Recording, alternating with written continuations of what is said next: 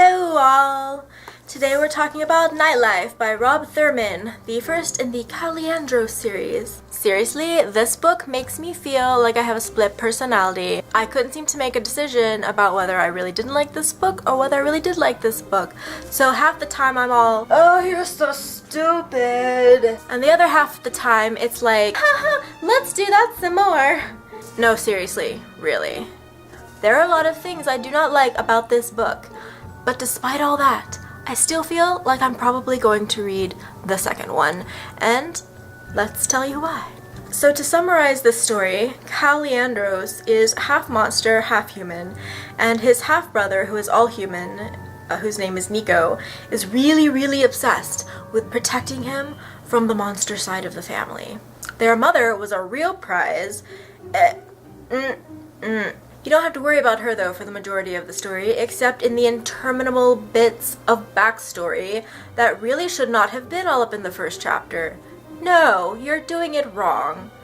But wait, it gets better. So basically, the first book is all about how the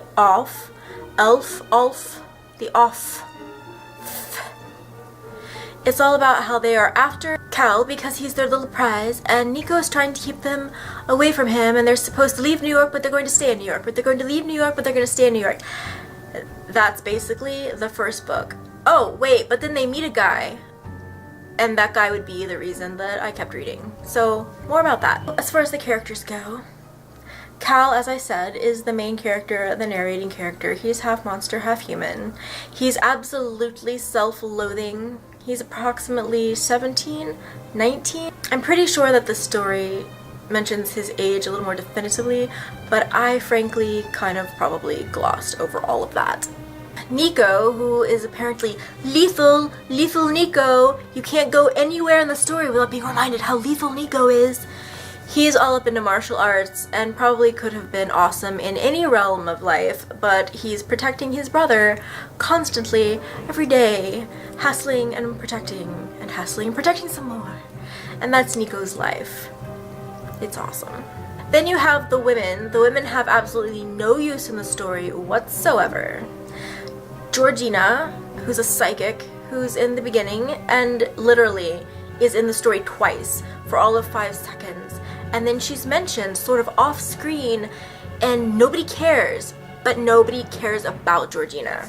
I don't care about her. And I know she's coming up in the second book at some point, and I just don't care. I'm probably not going to like her, which is stupid because I always like the redheaded character. It doesn't make sense otherwise.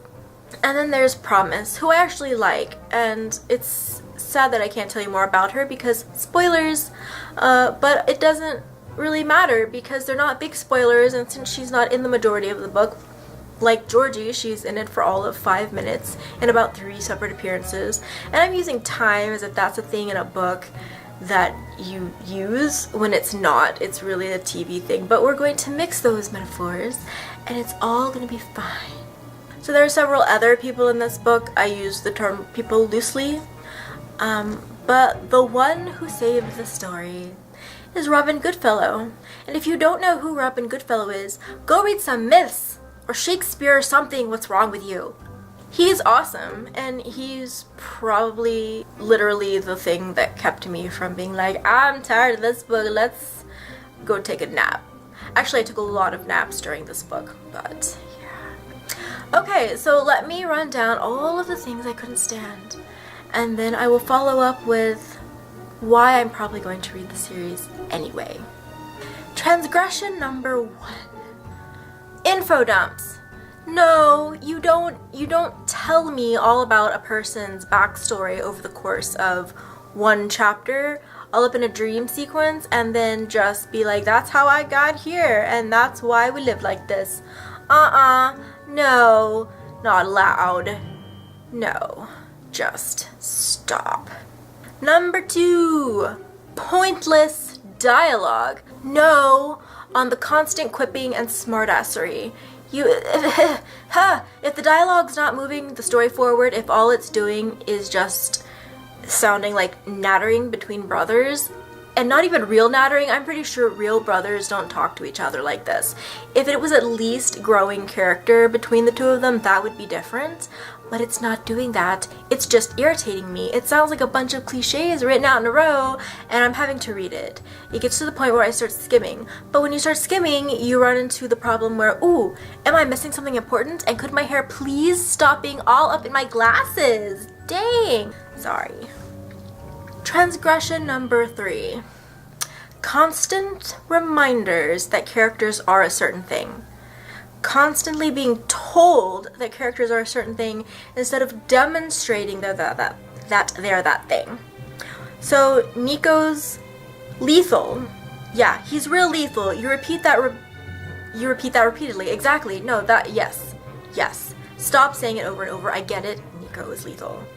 Why don't you show me that Nico does stuff besides throw his brother over the sofa and nanny him constantly? Why don't you show me Nico in a fight instead of putting him in situations that are potentially confrontational and then having that other person back down because Nico's lethal and they know that? I don't know that. I still don't know that. I read the whole book. I'm not convinced. So Cal is a monster? Because he seems pretty normal to me. He acts like an ordinary, I think he's 17-year-old boy. Except that he's emo. No, wait, yeah, normal 17-year-old boy. Emo. I really didn't see anything monstrous about Cal. If he was going to be obsessed about himself, about how much of a monster he is, then he needed to have more traits that made him seem that way. Traits that he's ashamed of. All he knows is that his mom slept with the boogeyman, more or less. That really doesn't demonstrate to me that you're anything but an ordinary person. You haven't done anything bad, you haven't done anything questionable, so no. And again, with my hair all up in my glasses. Transgression number, I don't remember, 4, 5, 6, I don't even. Nico's boring.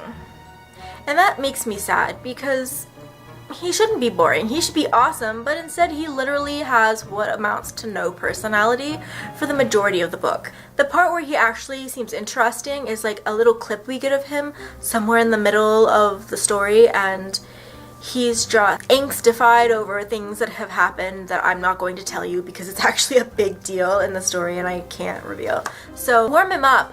Nico needs some warming up. He's just too much of a straight face. I mean, Nico has his moments. But unfortunately, most of those moments are off screen where we don't get to see them. We just sort of hear about them later. Come on, guy. Be cheerful at least. Just once, I dare you. So finally, the thing that was really bugging me, and probably if this hadn't been the case, I could have gotten over some of the other things, but all of the telling and not showing. And normally I don't get up on a pedestal about this because, I mean, you sometimes have to tell what's happening instead of like going into oodles and oodles of scenarios because, I mean, come on, you've got so many pages. The publisher's not going to let you publish a 2,000-page novel. It's not happening, especially not in urban fantasy. But sometimes it would be nice to have a scenario instead of just being like, oh, I had this conversation and he had a lot of interesting things to say.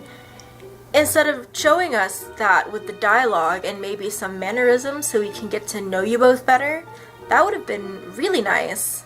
Oh, by the way, I mentioned that the women were completely pointless, right? I did.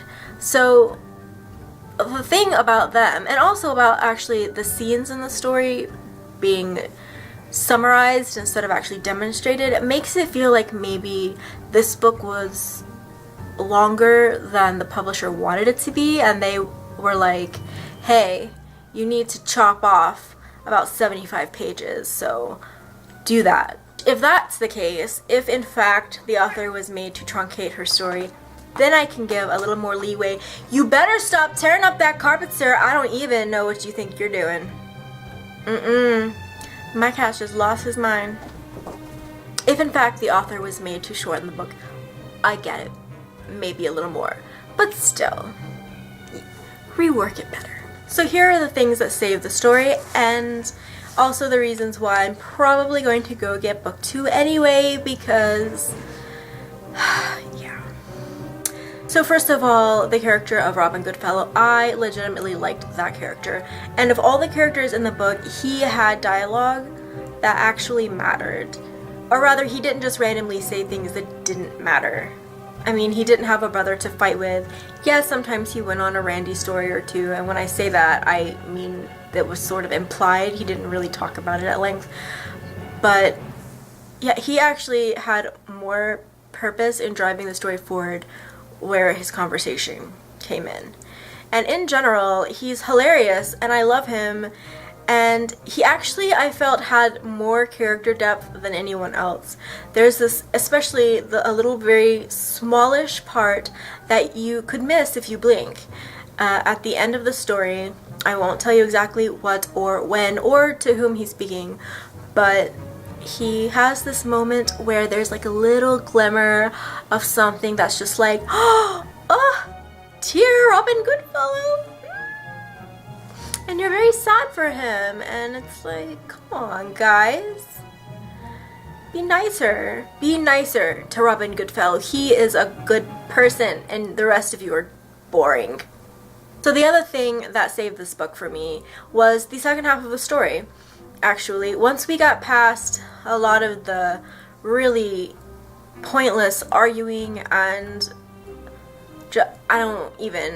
stuff, the second half of the story actually picked up and stuff started happening, and the narration changed, and I won't tell you why, even though I really, really want to, but it changed just a little bit and got better. And yes, so the second half of the story, not so bad. I'm a little bit iffy on the climax. I'm not sure I really believe what happened, but that's fine.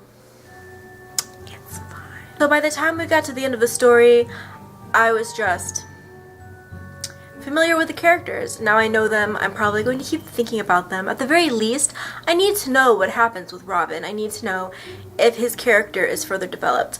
Though from things I've read about the rest of the series, I feel like maybe the author's not very good at character development over the course of a long period of time. But I'm going to reserve my opinion until I actually have read them. So, you know, I had the same feeling actually when I was reading the first few books of the Harry Dresden series. I wasn't impressed by the Harry Dresden series. Jim Butcher's writing doesn't impress me all that much. Probably more than Rob Thurman's. His dialogue is less quippy, although it is a little bit quippy. And it does drive the story forward for the most part. But I did read the whole series. After book 2, I spent several months not even thinking I was ever going to go back to the Harry Dresden series. And the next thing you know, I finally read book 3 because I know I have to give it back to my coworker who lent it to me. And after that, I read 2 more, and then another, and then earlier this year decided, oh my god, I really need to know what happens to these characters. I really need to know. And so I got all of them from the library and I read them all. And that's probably exactly how it's going to be with the Cal Leandros series. I'm familiar with the characters now. It's like I already know them. They don't have to go through the trouble of telling me their story over, even though they probably will, because that's how series novels work. But I'll read it anyway and let you know if it improves. That is my hope. My hope is that I will read the rest of the series and that the things that I don't like about book 1 will go away. But we'll see. So thanks guys, and let me know if you've read Cal Leandros. Maybe you have totally different opinions than I do, and maybe you loved it, and maybe you love Cal and you love Nico and you don't think they're boring at all. And if that's the case, then make your case. I want to hear why you think so. Or if you agree that they were like that, I would like to know whether or not you like the things about it that I did like, which basically were Robin Goodfellow and the second half of the story, and not the girls at all. Although I do hope Promise comes back and sticks around. So, alright guys, thanks a lot, bye bye!